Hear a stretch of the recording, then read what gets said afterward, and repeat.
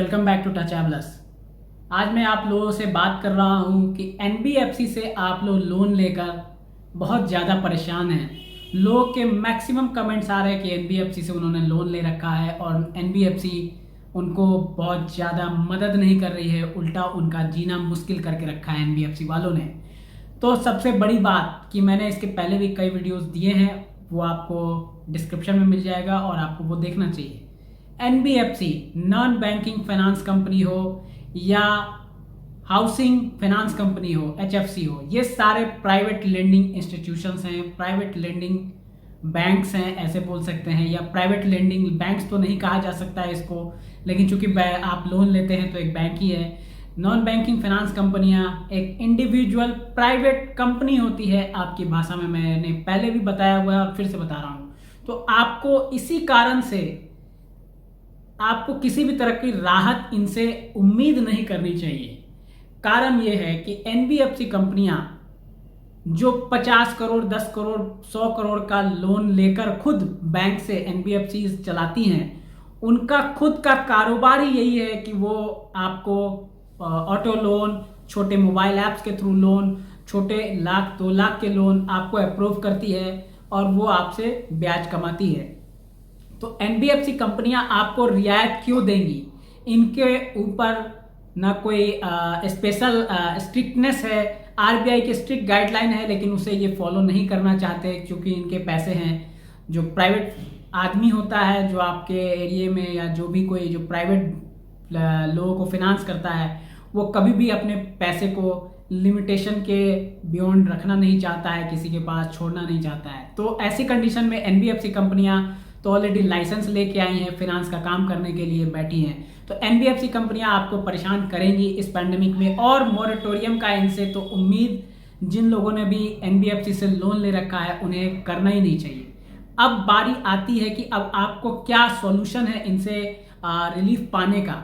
तो सबसे बड़ा सॉल्यूशन तो मैंने लास्ट वीडियो में एक दिया था कि आप उनके ट्रैप में ना आए कभी भी, किसी भी कंडीशन में। अगर आप उनके ट्रैप में हैं और आपने कोई भी लोन ले रखा है, 20,000 का हो या 2 लाख का हो या 1 लाख का हो, तो अब आपको उनके रीपेमेंट शेड्यूल करके उन्हें करने चाहिए, और उन्हें जो आप जो पेमेंट कर रहे हैं उस पर ध्यान रखना चाहिए कि वो टाइम टू टाइम आपके अकाउंट में पोस्टिंग कर रहे हैं या नहीं कर रहे हैं, आपके अकाउंट में क्रेडिट हो रही है या नहीं हो रही है। यूजुअली एनबीएफसीज 1 दिन 2 दिन डिले पोस्ट करती हैं आपके पेमेंट्स को आपके अकाउंट में। अब ऐसा इसलिए करती हैं, ये बहुत बड़ा रीजन है कि लोग जब इसके जाल में फंस जाते हैं तो फंसते चले जाते हैं।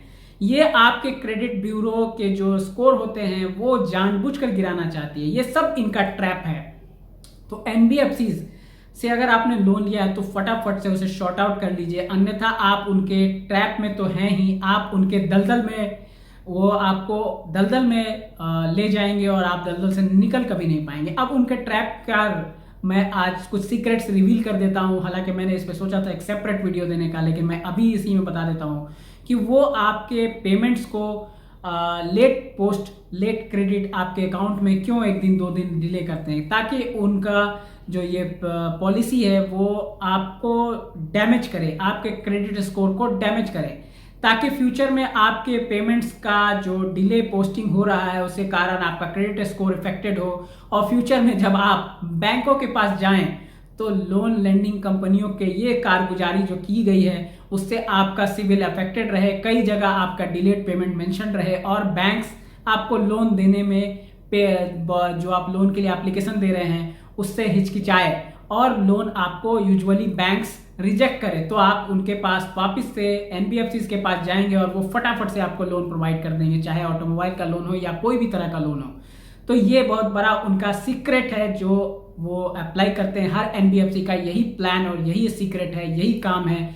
जो लीडिंग इलेक्ट्रॉनिक की जो फाइनेंस करने वाली कंपनी है, जिसका एक ऑटोमोबाइल के नाम के साथ भी नाम जुड़ता है, आप जानते हैं उसके बारे में मैं नाम तो ले नहीं सकता, वो कंपनी हर इलेक्ट्रॉनिक बड़े स्टोर पर वो उससे आप मोबाइल ले, कुछ भी लेना चाहेंगे, वो एनबीएफसी कंपनी भी इसी कारण से ग्रो कर रही है। हर एनबीएफसी कंपनी का पॉलिसी यही है।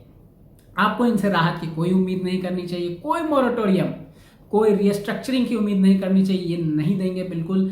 आप इनको रूल्स पढ़ाएंगे फिर भी नहीं देंगे, तो आपके पास ऑप्शन यही है कि एज अर्ली एज पॉसिबल आप इनके ट्रैप से, आप इनके जाल से निकल जाए। नहीं तो आपका फिनेंशियल जो क्रेडिट स्कोर है वो इस कंडीशन पे पहुंच जाएगा फ्यूचर में कि आप बैंकों के जो कस्टमर बनने के अधिकारी नहीं रह पाएंगे। मेरी भाषा में बोला जाए तो मैं साफ शब्दों में बहुत कुछ बोलना चाहता हूं, लेकिन मेरी कुछ लिमिटेशन है, फिर भी मैं कोशिश करता हूं कि आपको बहुत सारी जानकारी दे दी जाए। इस पैंडेमिक में लोग सबसे ज़्यादा परेशान अभी लोन के प्रॉब्लम से ही हैं। लोगों के पास जॉब नहीं है, करोड़ों जॉब जो है लोगों की जा चुकी है, लोग बेरोजगार हैं, लोग परेशान हैं, हताश हैं। लोगों के मैसेजेस आते हैं तो हम लोग बहुत ही अंदर से दुखी होते हैं। लोगों के मैसेजेस देख के हम लोग 100% कोशिश करते हैं कि आपके मैसेजेस, आपके कमेंट्स का रिप्लाई आपको मिल जाए। हम लोग कोशिश करते हैं कि आपके हर दुख दर्द को हम लोग दूर करें, जो भी पॉसिबल हो, according to process, according to the rules and regulations.